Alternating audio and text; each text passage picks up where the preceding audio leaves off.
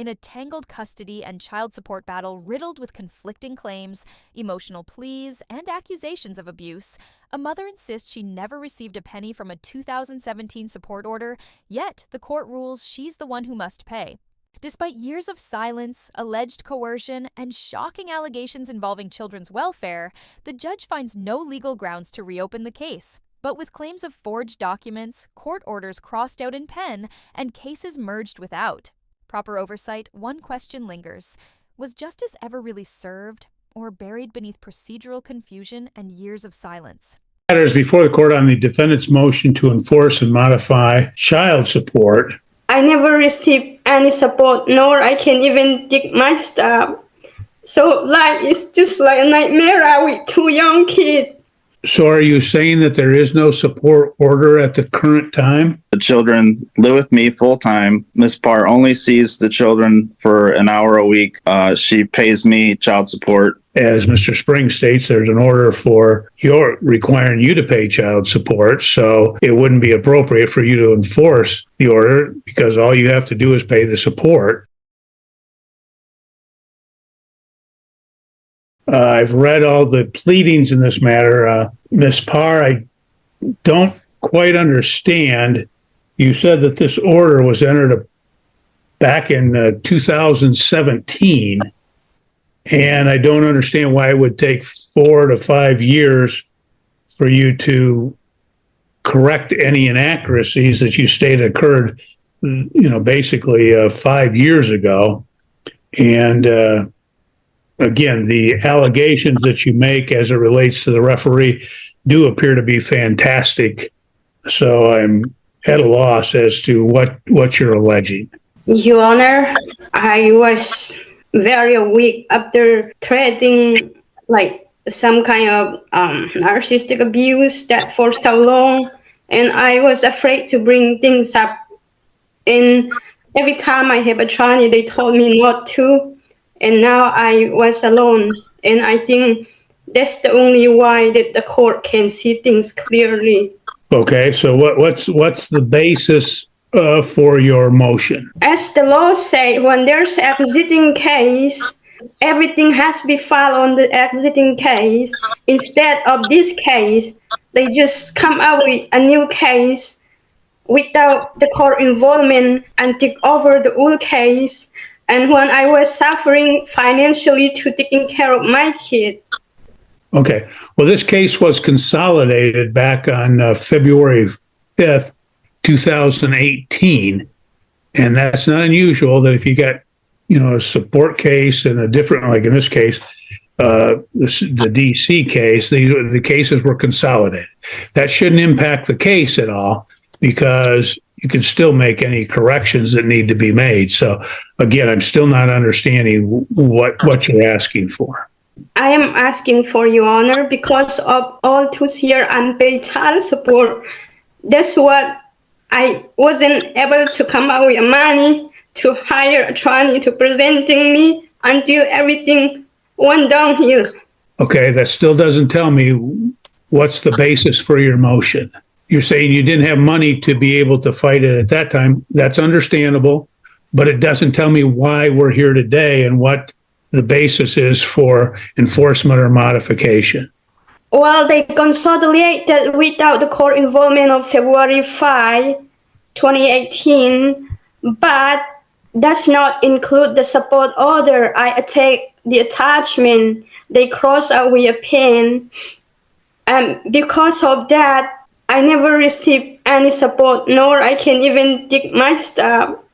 So life is just like a nightmare with 2 young kids, and to still affect the case today. So are you saying that there is no support order at the current time? No, Your Honor. That order has been finalized on December 2017, but I does not receive a penny since the day you entered the final order, Your Honor. Well, maybe I can get Mr. Spring. Maybe you can enlighten me. What's happening if you know? He probably know because I am not aware of. Okay, I've turned it over to him. I want to hear from him. So, Mr. Spring, enlighten me what's happening.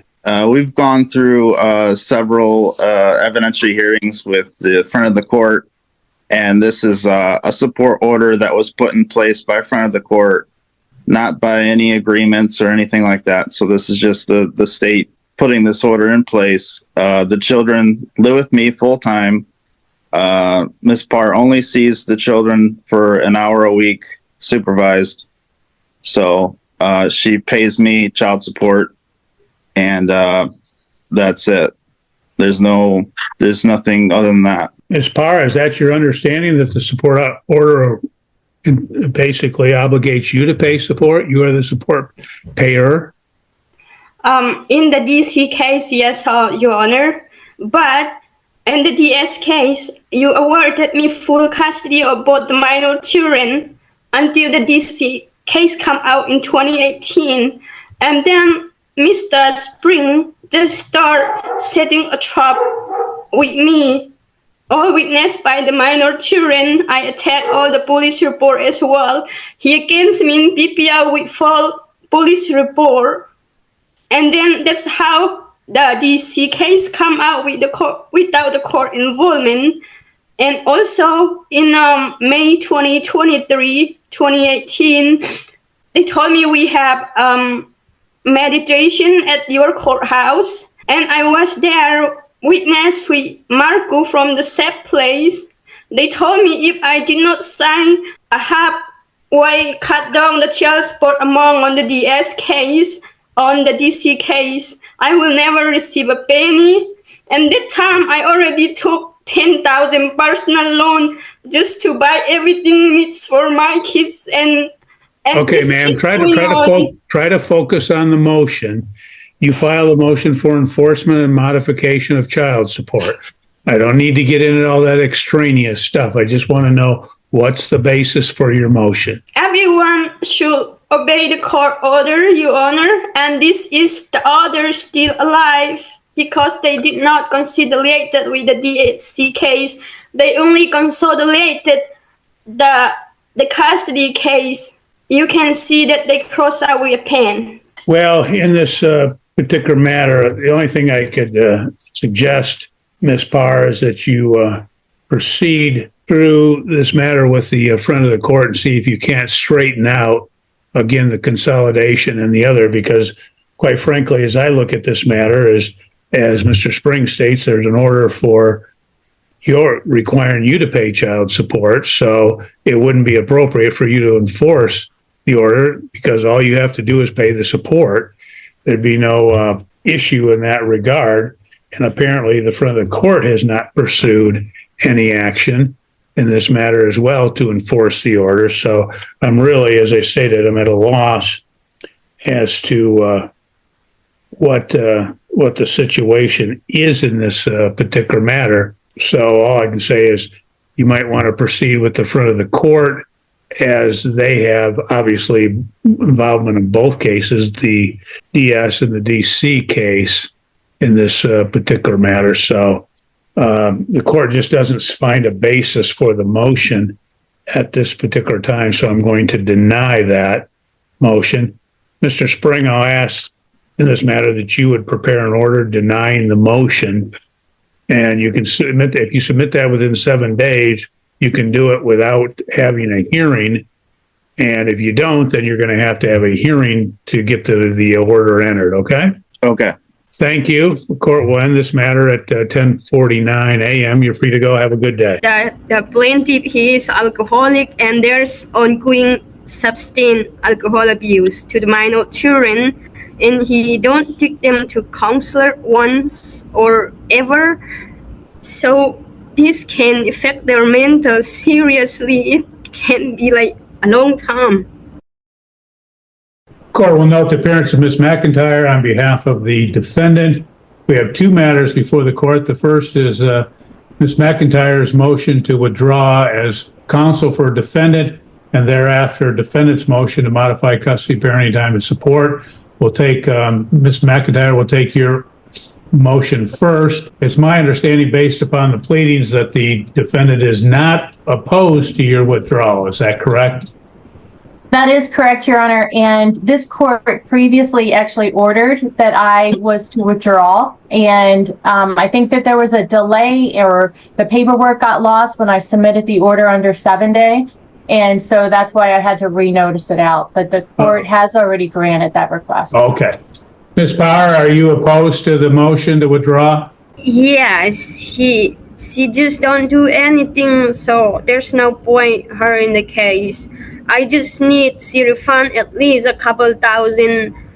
Okay, well, that's not before the court. Her motion is to withdraw is before the court. All that other stuff is stuff you'll have to take care of separately. It doesn't involve the motion to withdraw. So the court will grant the motion to withdraw. And Ms. McIntyre, do we have an order in the file now? Yes, you do. We will get that entered, and then you are able to withdraw at this point. And if you wish to leave, we'll proceed with the defendant's motion. Okay, thank you, Your Honor. Okay, thank you. Have a good day. Thank you, you too. Ms. Power, we'll proceed now with your motion for modification of custody, parenting time, and support. Go ahead. Well, the kids are basically is in a very, very bad situation right now. So they really need to come home. The court need to look into the deeper how everything went just some kind of upside down. And they need to be a loving home. They need to be cared. They deserve everything.